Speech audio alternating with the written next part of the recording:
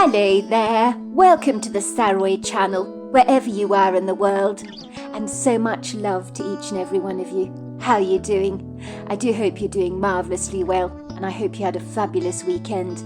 I feel great, thank you very much, and I hope you're all fighting fit and in top form. And have I got a lovely story for you tonight? So before we get started, you know the rules. Go and get yourself something lovely to drink, and if it's something unusual that I haven't heard about, do let me know about it. So let's get started, shall we? Dear Sarah, and all your lovely listeners, Freya had drank far too much. Her spinning head was beginning to throb violently, with the ominous telltale suggestion that tomorrow she was going to seriously regret drinking too much alcohol, and would likely be nursing a hangover from hell. My God, how much had she actually had to drink? She had stopped counting after the third cocktail. The young man who was chatting her up, whose name she could not remember, had been ploughing her with even more alcohol. He'd said, "I think we need another, don't you?" and had promptly trotted off to the bar to furnish their glasses with yet more exotic cocktails that were so delicious Freya had been knocking them back as though she was drinking Coca-Cola, which had not been a very good idea. Her body was beginning to rebel against her very bad decision to drink so much. The red warning lights in her throat were on high alert. Another glorified cocktail lined with sugar, decorated with fruit and a fancy umbrella, would likely bring forward a tsunami of bitter bile, along with the contents of her entire stomach, all over the bar's swirling red, gold and turquoise carpet. She wouldn't stand the humiliation of that. She did have some pride, although it was fading fast, like the dye in a pair of cheap blue jeans. Mr. What's-his-name was waiting patiently in the long line at the bar to be attended to by the girl behind the bar, who was serving all the patrons diligently, with an exhausted smile upon her face. Thankfully there were lots of people, all requiring refills, like animals gathering around a watering hole in Africa. Mr. What's-his-name didn't seem to be remotely inebriated, but then, being well over 6 foot tall, he probably could handle his booze a lot better than Freya could, who at 5'5" was beginning to feel a lot like a drunken sailor. Now was her quintessential moment to escape, to get out of this stuffy bar, which seemed to be closing in on her on every side, so that she was beginning to feel like a spider caught up in a matchbox. She was overcome with a cloying sense of claustrophobia, and it felt as if her chest was tightening. She needed to get out of here as fast as she could, so that she could breathe in the fresh air from out of doors. She could hear the pinging of glasses, the rattling of ice tinkling in people's glasses, the rise and fall of people's animated voices. The man who'd been chatting her up in the bar all evening had been nice enough, of course, but she couldn't remember a single word he'd said. Her mind was otherwise engaged. She had been preoccupied with the very thought she'd come here to wipe away, like the raindrops on a car windscreen. And despite her very best efforts, those brooding thoughts seemed as resistant as chewing gum stuck under a classroom desk, because even a tranquilizing anesthetic from a long succession of stiff drinks would not banish them. So much had gone awry this year, as her whole life had come tumbling down like a large pile of dominoes. First there had been her long-term boyfriend, Miles Tennyson, who had inadvertently taken her to one side, and in a stiff, emotionless voice he had said, "We need to talk." Freya had seen by his tight demeanour and the determined, almost severe expression in his cold eyes that what he needed to talk about was not going to be good. She had felt her heart banging violently in her chest, almost as if she could perceive what was coming, as if she could anticipate the sharp sting of his words. Miles had told her rather grimly, with an air of insouciance, "I'm sorry, Freya. There is someone else." "What?" gasped Freya, cupping her hands over her mouth in astonishment. "You've been cheating on me," she had asked. He shook his head furiously. "Of course I have not been cheating on you, Freya. But I'm in love with someone else, and so we're just not going to work out, are we? I have no idea whether this woman I like will reciprocate my interest in her. But don't you see, the very fact that I'm feeling this way means there really is no future for us. If I really were in love with you, Freya, I wouldn't be hankering after another woman, would I?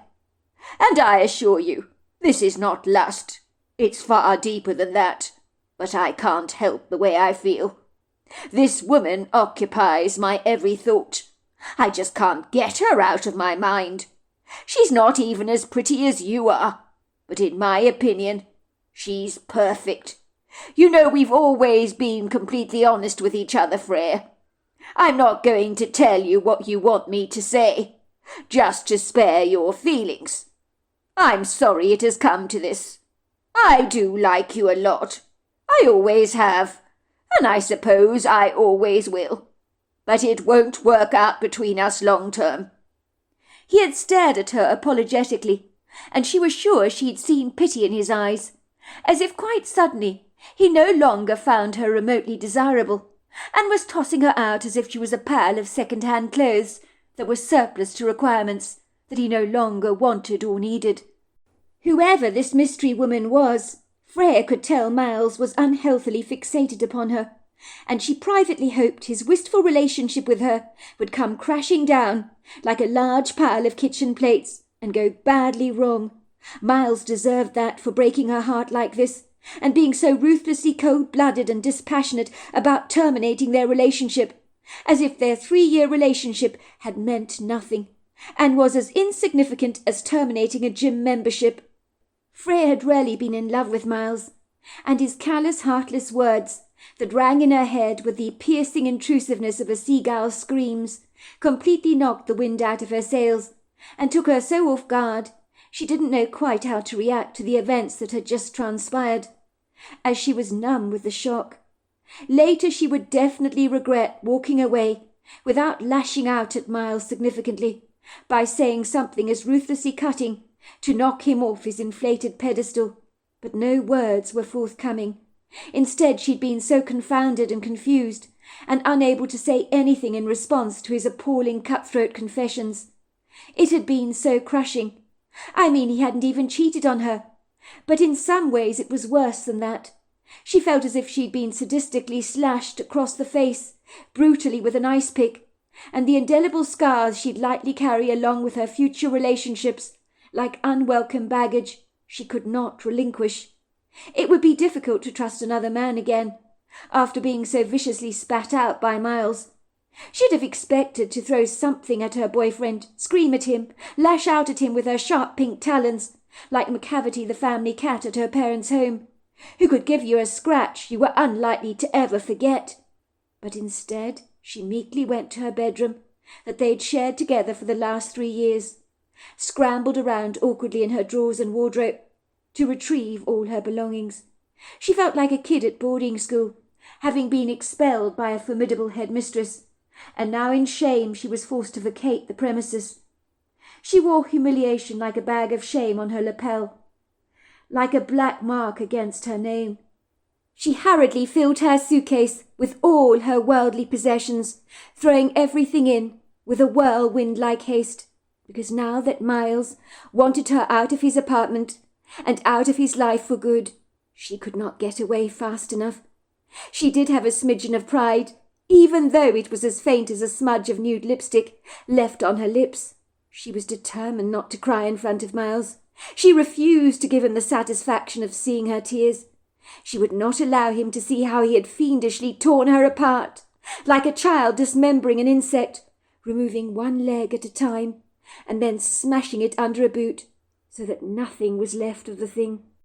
She would march away with dignity, even if it killed her, with her head held high, as if their relationship had meant nothing. She'd show him she didn't care a damn. She hoped that she'd make him sting a little. Miles had an ego on him, the size of the Empire State Building. She'd like to bruise that ego a little, with a kick in the guts, by acting that she didn't give a damn. She heard Miles call an Uber taxi for her, giving her sister's address as the chosen destination for her to disembark, almost as if he was sending a pile of uncherished second-hand goods to the local charity shop for them to have to sort out. Miles, who lacked any remorse, had been heartily relieved to see her go, as if finally the exterminator had got rid of a very unfortunate rat problem in his apartment, and could breathe again, knowing that the cookies in the pantry were safe from being manhandled and ravenously devoured. Freya's heart was so grievously heavy, so broken. She was sure if she'd been plunged into a large body of water, she'd have likely sunk to the very bottom, like a large stone, never to reappear again. She had sat in the back of the taxi, and as the Uber taxi driver had driven away from the green leafy neighbourhood that had been her sanctuary for the last 3 years, the floodgates of her lugubrious tears had rolled down her cheeks like water from a cloud that had finally burst. "Are you all right, love?" asked the taxi driver kindly, his brown eyes filled with concern for her, as he studied his bedraggled passenger, that looked as forlorn as an abandoned kitten that she'd found on the side of the road, that was desperately in need of some tender loving care. This perfect stranger showed more concern for Freya than her boyfriend of 3 years had done. He pulled over to the side of the road, killed his engine, and turned around to look at her kindly. "What happened back there, if you don't mind my asking? You could have touched the tension with a knife. That man seemed eager to see the back of you." Freya looked at the taxi driver through the mist of her tears. "He dumped me," she said. "He dumped me," through her sobs. "We've been together for 3 years, and he told me he fancies somebody else and wants to pursue this woman he likes. She doesn't even know he likes her. So he's kicked me to the curb like an old shoe. He doesn't give a damn about me. He doesn't care about my feelings or what it feels like to be just tossed out of the house." "What a jerk," said the taxi driver, "throwing you out like that. As you say, like a piece of trash. That is a very unkind, insensitive thing to do. I'm sorry, love. Really I am. You deserve a whole lot better. On the bright side of things, if there is one, at least you know what a loser he really is. He shouldn't have treated a lady like that. There are kinder ways to end a relationship." "I hate him. I absolutely hate him," said Freya through her gritted teeth. "I hate him. I wish he was dead. How could he do this to me? He's got the emotional integrity of a crocodile." "I'm very sorry, love. I don't know what to say. Maybe in the circumstances you had a lucky escape. Personally, I didn't like the look of him at all. He was very aloof and dispassionate in the way he treated you back there. If I had a son who treated a lady like that, I'd have his guts for garters, and I mean that literally." Freya barely remembered that ominous drive to her sister's swanky ultra-modern home, as her recollections became very vague. In between her desperate sobs, the taxi driver had constantly reassured her. "You wait and see, my love.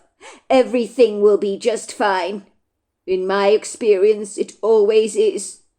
You will look back on this moment with gratitude one day, and you will say, 'Boy, I had a lucky escape back there. It could have been worse. I could have married the fellow.'" The taxi driver drew up outside Freya's sister's house, killed his engine, climbed out of the car, opened her passenger side door like a real gentleman, and proceeded to the trunk of the car to pull out her suitcase, which he handed over to her with a measure of reluctance. His brown eyes looked earnestly worried. "Are you sure you're going to be all right, love?" he'd asked her. "I don't like leaving you like this in such a state." "I'll be fine. Thank you so much. You've been very kind, very understanding," said Freya, biting her lips, feeling sure that she'd never ever be fine again. The taxi driver waited to see that Freya got safely inside her sister's house before he drove away, because unlike Miles, he was a gentleman. Freya had marched down the long stone pathway until she reached the grandiose front door of her sister's house, wheeling her suitcase steadily behind her. She had knocked at the door, and when Rainey had opened the door, her sister had frowned at her. Rainey's eyes skimmed the stuffed suitcase in Freya's hand, and the puffy puppy dog eyes staring up at her pleadingly, like a street dog, begging not to be turned away. "Oh, my word! Look at the cat dragged in! What are you doing on the front doorstep, Freya?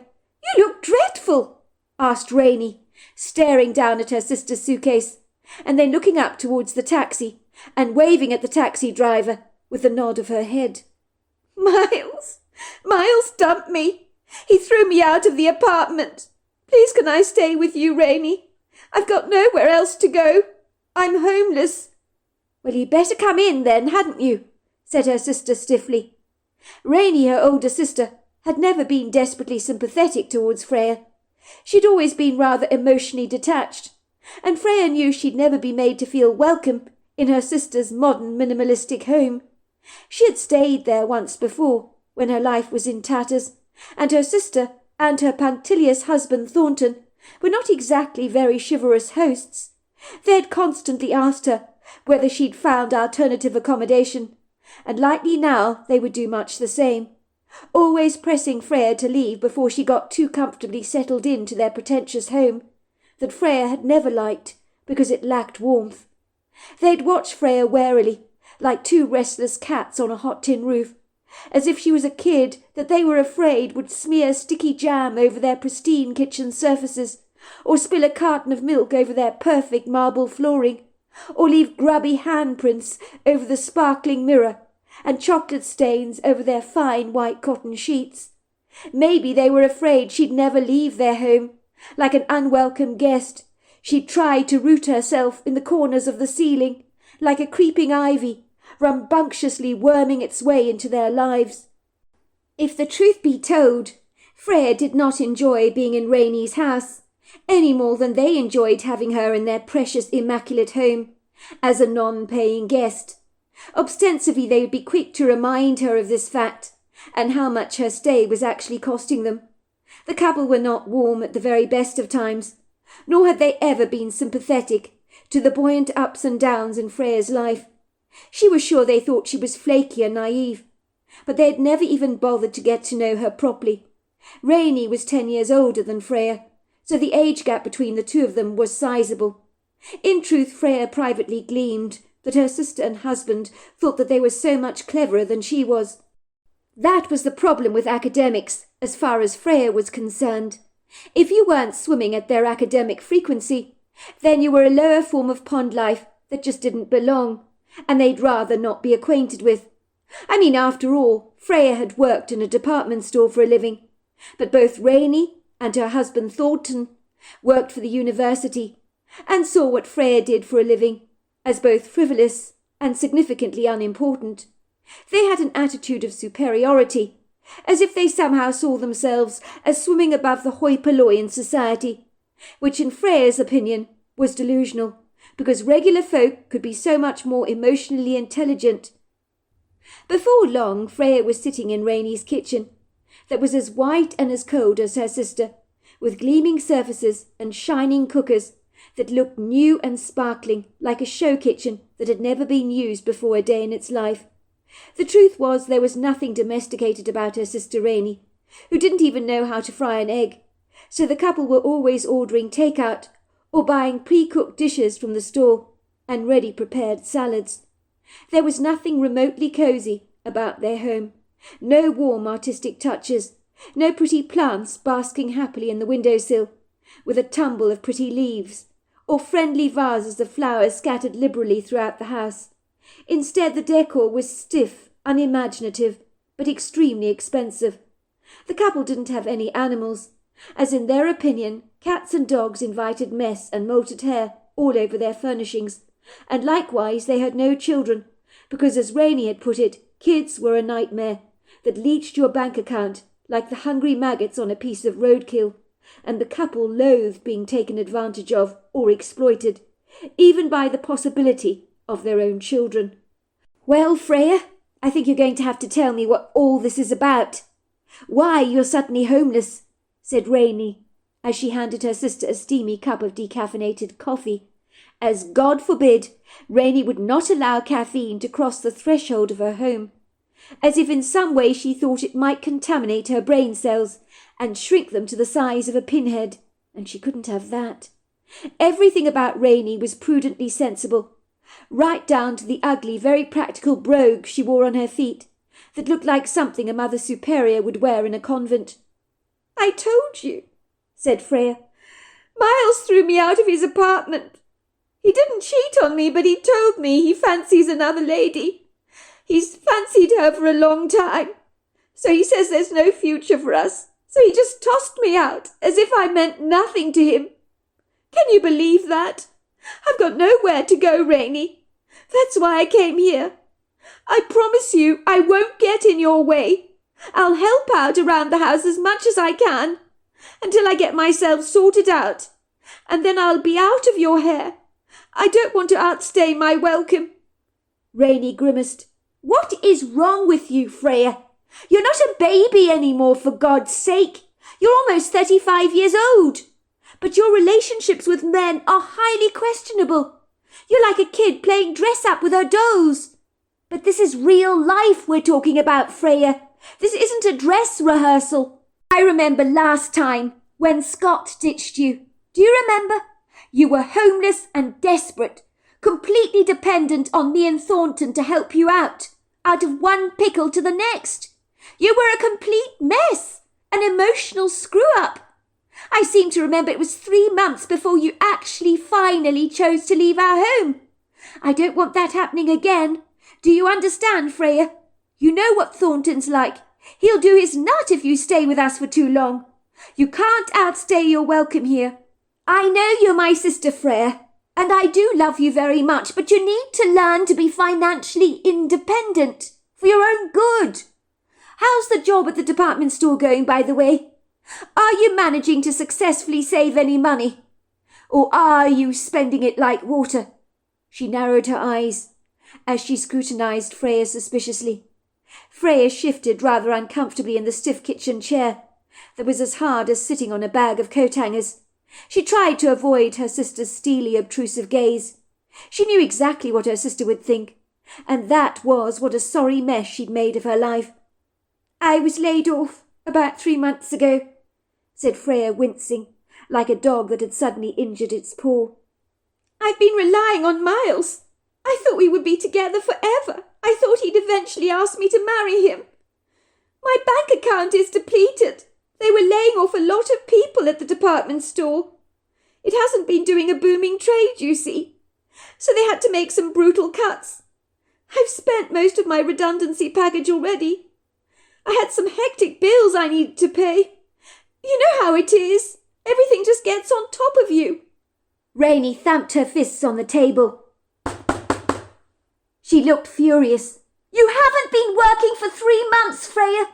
Are you kidding me? Are you joking? You've been relying on your boyfriend Miles to support you?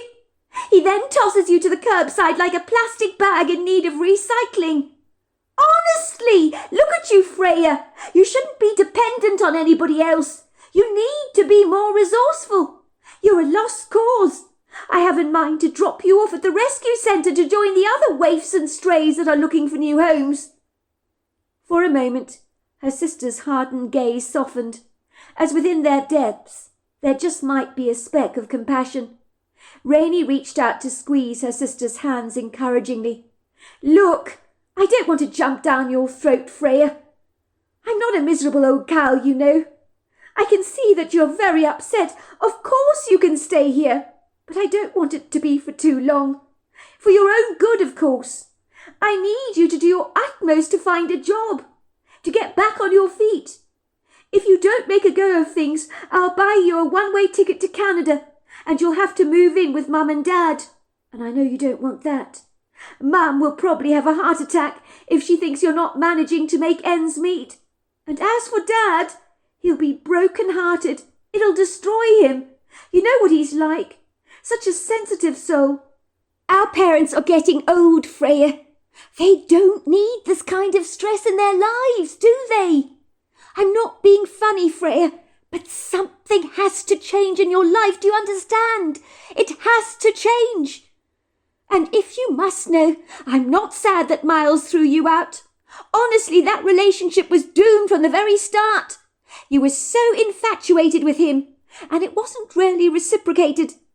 I suspect you didn't see this coming, but I did, you know."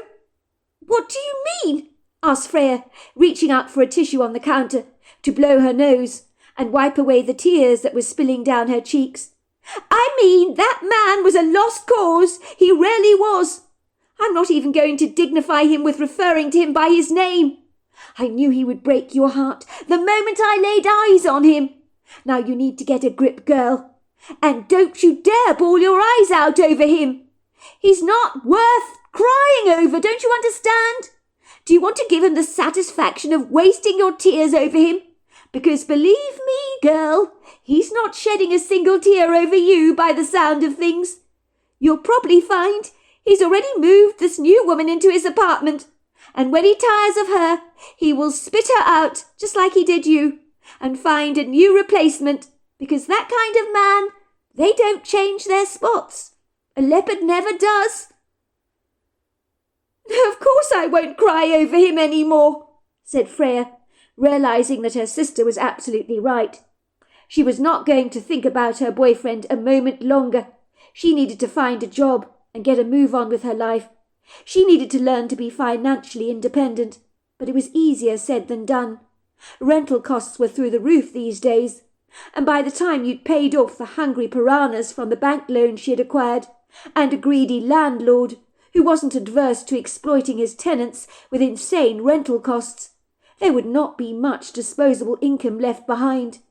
Worse still, Freya always had a weakness for a pretty piece of jewellery in a shop window, or a cutting-edge kitchen utensil that was practically calling her name, even if it had no earthly use whatsoever.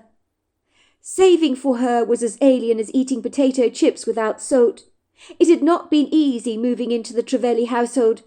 The trouble was Rainey and her husband were neat freaks. Everything had to be just so. Not even the cushions on the perfect sofa chairs were allowed to be dented after you'd been sitting down on them. You could not relax in the Trevelli household. It was like she was always balancing on eggshells, checking over her shoulders to see she hadn't left a long trail of mess behind her. It would seem that Rainey was always on tenterhooks, and would immediately dash over to the sofa chair where Freya had been sitting only moments before, to plump up the cushions, once she had abandoned her seat. Rainey would also frantically run a hoover across those creamy carpets, as regular as clockwork. Freya's presence in their house was for the beleaguered Trevellis like welcoming in a hurricane through the kitchen window. Freya had never been particularly tidy. She hung her white fluffy towel haphazardly on the towel rail after she'd had a bath, that would drop to the floor in a fluffy puddle.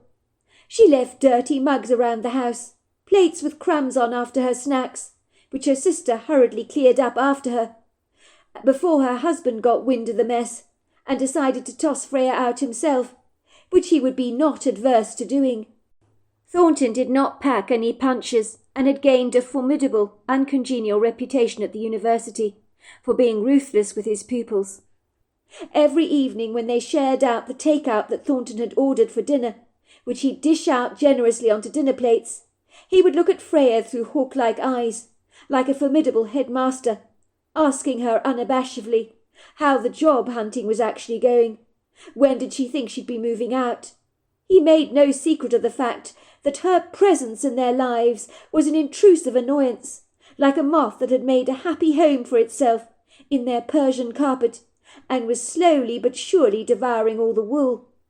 "Me and Rainey, we have busy lives, Freya," he had said. "We're not very good at hosting guests. I know you're Rainey's sister, which is why you are here. But I hope you will do your uttermost to get a job as soon as you possibly can. Rainey and I need our space. Your being here has caused a great deal of chaos in our lives. For without wishing to be rude, you are not exactly the tidiest house guests we've ever entertained, and you can be quite messy. The other day you brought mud into the house. We like all our shoes to be left in the entrance hall, on the shoe rack, for that very reason. We spent a fortune on our cream carpets, and we like to keep them in pristine condition, as I'm sure you can appreciate." "Of course, Thornton. I'm so sorry. I really didn't mean to leave mud on the carpet, but I did clear it up, I promise you I did, said Freya, almost choking on her chicken chow mein. I guess I just wasn't thinking. Thornton raised a cynical brow. That's the problem with you, Freya. You don't think. You act before you employ your common sense. If Freya wanted any sympathy for her plight, she was not going to get it here in the Trevelli household, which was why she found herself in the bar in town. Both Thornton and her sister Rainey occasionally enjoyed a glass of Chablis from time to time, but they were so annoyingly sensible they only drank the allotted units recommended for adults every week, and took an extreme dim view of anyone undisciplined who drank to excess. Rainey would always say, I don't understand people who can't stop at one glass of wine.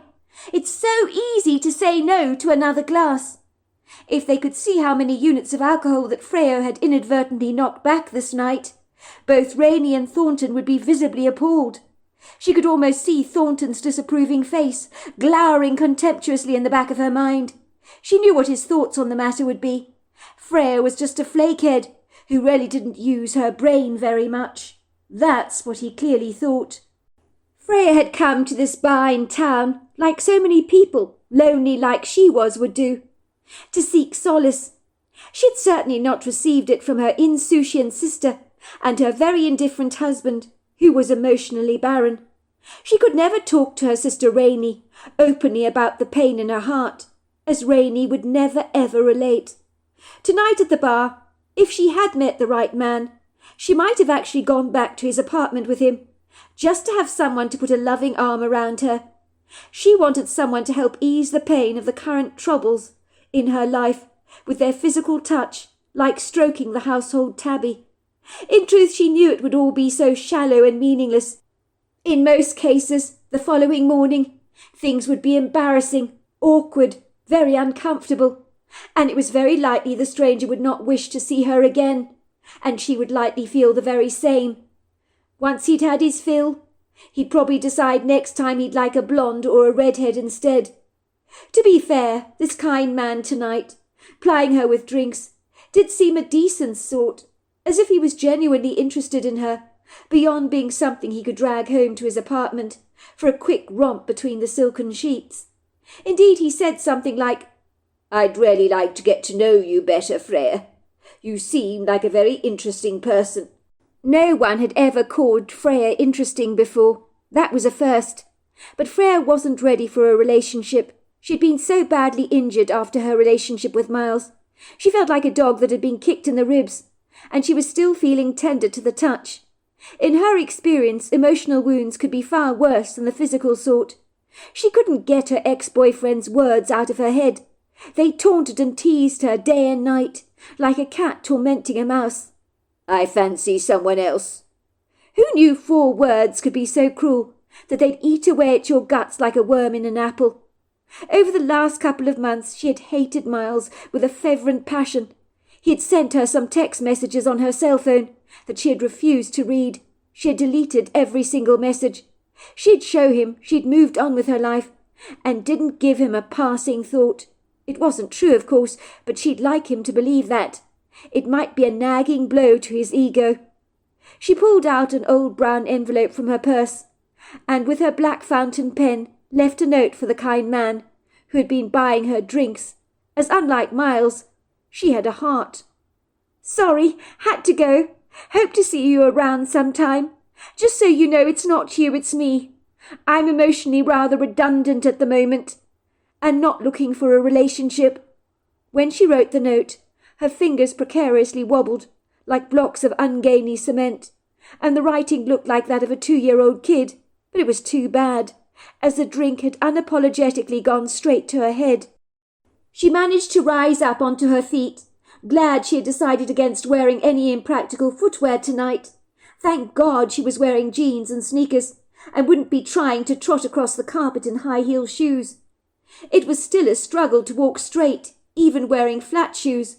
God forbid if she was wearing heels. She'd make a right spectacle of herself. Ostensibly a drunken woman wearing high heels was a sight for sore eyes. To date, Freya had had enough humiliation in her young life to last an entire lifetime. She certainly didn't need any more. It seemed like an obstacle course just walking from her table, past the bar towards the glass doors of the bar. But she managed to do it, even though it felt as if she was walking on a swaggering boat at sea that was being pummelled about by the frisky, tempestuous waves on an inauspicious stormy night. She staggered past the congregation of people gathered around the bar. Many who she could sense were eyeing her up and down, but she refused to look in their direction. She breathed a huge sigh of relief when she found herself outside the glass door of the bar and finally on the street. The cold, bracing autumn air greeted her cheeks with freezing fingers, but she embraced them happily.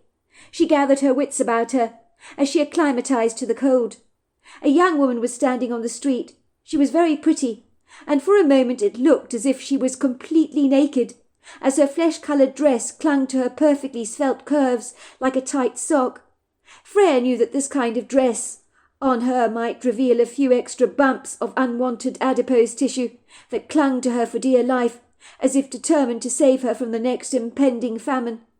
Freya thought the girl almost looked like a ghost, standing under the moonlight, her blonde hair flying around her heart-shaped face, her blue eyes staring vacantly into space. Freya felt she'd almost met a kindred spirit, who looked as lost and displaced as she was. The girl seemed caught up in her own dreamy world, and Freya found herself staggering rather awkwardly towards her, as the girl looked like she must be freezing to death. Freya finally approached her. "Are you all right?" she asked the girl. "Not really," said the girl. "I came out here onto the street to call a taxi. Someone has just snatched my purse. Can you believe it? I had everything in it. My wallet, my cell phone, my camera, all my money. I don't know what I'm going to do." Freya, even in her inebriated state, felt such empathy for this woman. "I'll call you a cab if you like, to take you home." "I cannot ask you to do that," said the girl. "I just can't." "Of course you can." "Call it a gift. You can pay it forward," said Freya, knowing that her bank account would not endure much further erosion, as the numbers were forever dwindling. But she couldn't turn her back on this stranger. "I'm calling a cab. I'll ask them to drop you at your address, and then it'll drop me at mine, if we live in a similar area. Otherwise I'll call you an independent taxi, and pay your fare in advance for you. How does that suit you?" "If you're sure," said the girl appreciatively, "that would be most kind. My name is Tina Crosscrow, by the way. I'm currently staying at the Virginia Highland neighbourhood with friends of the family." "That's good," said Freya. "My sister lives in the Piedmont Park neighbourhood. They virtually collide into each other in a manner of speaking. We can definitely share the same taxi cab, so the taxi can kill two birds with one stone if you like. My name is Freya Frost, by the way," she said to the girl, chuckling. "It's not difficult to remember." Freya was aware that she was beginning to slur her words. She managed to pull out her cell phone out of her purse and call for a cab. "Yes, we're outside the public draft house, the gastropub on the corner of Peach Street and Prince de Leon Avenue, directly opposite the Pond's Kitchen, and the bar. That's right." "Yes, you know the one." "That's right. There are two of us." She gave the taxi driver the two addresses, and they stood on the pavement, waiting for the taxi to arrive. So there we are. That's the end of part 1. Part 2 is tomorrow night. I look forward to you joining me then. Until next time, goodbye. Good night.